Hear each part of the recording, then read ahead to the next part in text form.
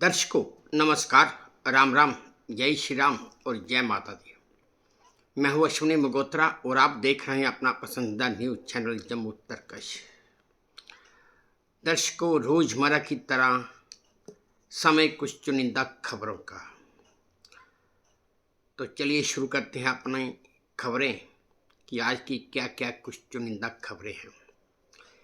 पहली खबर बड़ी हैरान करने वाली है। पुरानी पत्नी लाएं और नई ले जाएं। खबर दरअसल ये है दर्शकों कि सोशल मीडिया पर एक पोस्टर बहुत ही वायरल हो रहा है। पोस्टर कहाँ का है, कहाँ का नहीं, ये भी पता नहीं चल पा रहा, लेकिन पोस्टर में जो लिखा है वो मैं आपको बता रहा हूँ। पुरानी बीबी लाएं और नई ले जाएं।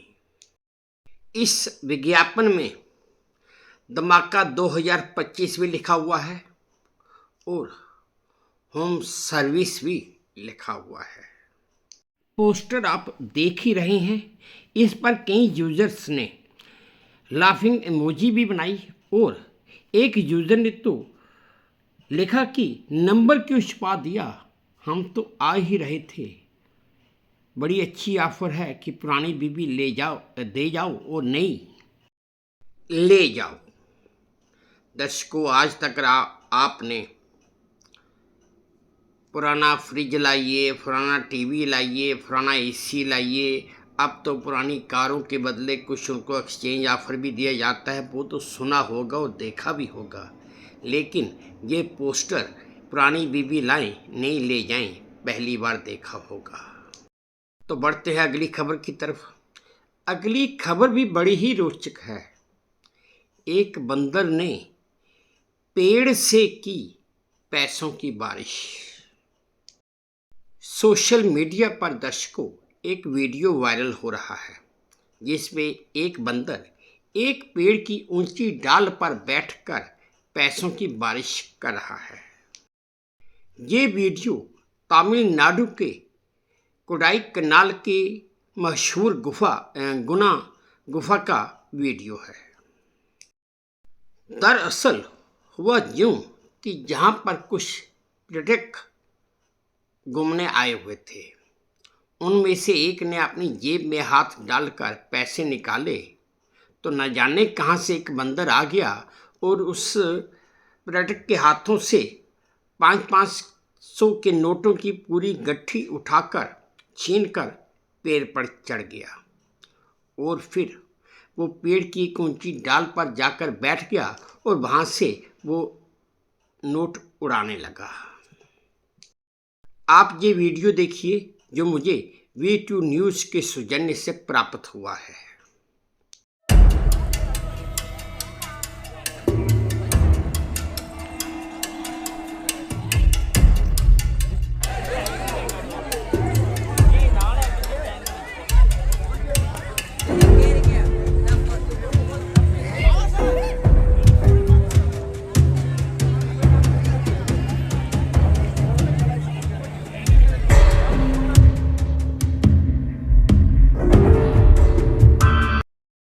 तो बढ़ते हैं अगली खबर की तरफ। क्या आपने भगवान का अपना बगीचा देखा हुआ है? जाहिर है कि आपका जवाब होगा नहीं। तो दर्शकों, आज मैं आपको भगवान का बगीचा दिखा रहा हूँ। खबर यह है दर्शकों कि मेघालय में एक गांव ऐसा भी है जिसके बारे में कहा जाता है कि ये भगवान का अपना बगीचा है। अगर इंग्लिश में बोलूं तो कहते हैं कि this is God's own garden. इस गांव का नाम मावल्यांग गांव है और इस गांव में प्लास्टिक की थैलियां पूरी तरह से प्रतिबंधित हैं।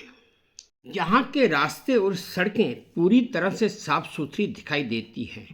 यहाँ के पेड़ पौधों का रंग भी काफ़ी निखरा हुआ है क्योंकि यहाँ पर प्रदूषण बिल्कुल भी नहीं है और जहाँ पर ऐसी भी कई ऐसी खूबियाँ हैं जो इस गांव को एशिया का सबसे स्वच्छ भी बनाती हैं। तो दर्शकों, बढ़ते हैं अगली खबर की तरफ। 10 करोड़ वोल्ट का करंट। दर्शकों, एक सरकारी रिपोर्ट के मुताबिक आकाशीय यानी कि आसमान से गिरने वाली बिजली में 10 करोड़ वोल्ट और 10,000 एम्पेयर का करंट होता है। ये शायद किसी को भी पता नहीं होगा। एक बार इस आसमान से गिरने वाली बिजली में इतनी ऊर्जा होती है कि आप अगर चाहें तो इस बिजली से 3 महीनों तक लगातार 100 वाट का बल्ब जला सकते हैं। और अगर किसी वजह से आप इस बिजली से 100 वाट का बल्ब ना जलाना चाहते हों तो इस बिजली में इतनी पावर होती है कि आप 1,60,000 ब्रेड के टुकड़े इससे सेक सकते हैं। है ना हैरानगी की बात। और इस रविवार को उत्तर प्रदेश में इस आसमान से गिरने वाली बिजली की वजह से 29 लोगों की मृत्यु भी हो गई थी। तो दर्शकों, अगली खबर का रुख करते हैं। मजार या कुछ और, फैसला आपका। खबर यह है दर्शकों कि गुजरात के जामनगर में पुलिस अपने दल बल के साथ एक बुलडोजर लेकर गई।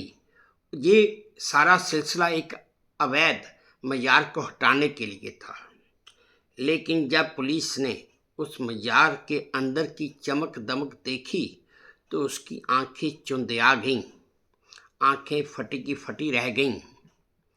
और वो पुलिस खुद हैरान हो गई कि हम किसी अवैध मजार को हटाने आए हैं या कहीं और आए हैं। करीब करीब 11,000 स्क्वायर फीट में फैली इस मजार को जब अंदर से देखा गया तो इसमें स्विमिंग पूल, बाथटब, रंग बिरंगी टाइल्स और संगमरमर से बने कई कमरे थे जो पुलिस ने देखे। और पुलिस को शक है कि ये बाथ वाले कमरे किसी और खास लोगों के लिए ही इस्तेमाल होते होंगे। तो दर्शकों, अगली खबर, आपकी बिना सहमति के भी सरकार ले सकती है आपकी जमीन। खबर और जानकारी ये है दर्शकों कि सरकार को जनहित में जनता से जमीन लेने का पूरा अधिकार है। LARR एक्ट 2013 के तहत सरकार को जमीन अधिग्रहण करने का अधिकार है, जो जमीन मालिकों को और प्रभावित परिवारों को उचित मुआवजा मिलना भी सुनिश्चित करती है। ग्रामीण इलाकों में बाजार मूल्यों का कम से कम 2 गुना और शहरी इलाकों में 1 गुना मुआवजा दिया जाता है। इसके साथ साथ नगद मदद, नौकरी या वैकल्पिक प्रावधान भी किए जाते हैं। अगली खबर की तरफ बढ़ते हैं। क्या किसी ने ठठेरा देखा है? खबर यह है दर्शकों कि हम सब ने बचपन से ठठेरा पड़ा हुआ है। अब कुछ दिन पहले किसी एक आदमी ने एक नहीं बहुत सारे लोगों से पूछा कि ठठेरा क्या होता है या कौन होता है। यकीन मानिए कोई भी आदमी इसका सही उत्तर नहीं दे पाया। ठठेरा वह व्यक्ति होता है जो पीतल के बर्तन आदि बनाता है, पर ठठेरा या ताम्रकार एक समुदाय भी है और इसे सरनेम की तरह इस्तेमाल भी किया जाता है। बड़ी अजीब सी बात है कि हमने बचपन में ठ फा ठठेरा पढ़ा और लोगों को आज की तारीख में इसका मतलब भी नहीं पता। तो चलिए दर्शकों, बढ़ते हैं अगली खबर की तरफ। प्लेन के पहियों में लगी आग। खबर यह है दर्शकों कि उत्तर प्रदेश के लखनऊ एयरपोर्ट पर एक बड़ा हादसा होते होते टल गया। दरअसल सऊदी अरेबिया एयरलाइंस के जहाज की लैंडिंग होते होते या लैंडिंग करते करते उसके पहियों में अचानक आग लग गई, धुआं निकलने लगा और चिंगारियां भी निकलने लगी। ये विमान जेदा से हज यात्रियों को लेकर लौटा था और जब पायलट ने पहियों से चिंगारियां और धुआं निकलते और आग लगी हुई देखी तो उसने तुरंत कंट्रोल टावर से संपर्क किया और फिर उसके बाद फायर टीम ने मौके पर पहुंचकर फोम और पानी से इस पर काबू पाया। आप ये वीडियो देखिए जो मुझे वे2 न्यूज के सौजन्य से प्राप्त हुआ है।